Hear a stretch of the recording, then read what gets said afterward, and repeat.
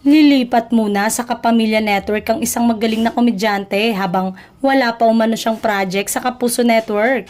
Siguradong nagpaalam naman daw ito sa management ng GMA kaya makakabalik siya pag natapos ang gagawing teleserye sa ABS-CBN. Wala nang exclusive contract sa GMA Network ang nasabing komedyante, kaya pwede siyang magpalipat-lipat kung saan may magandang offer.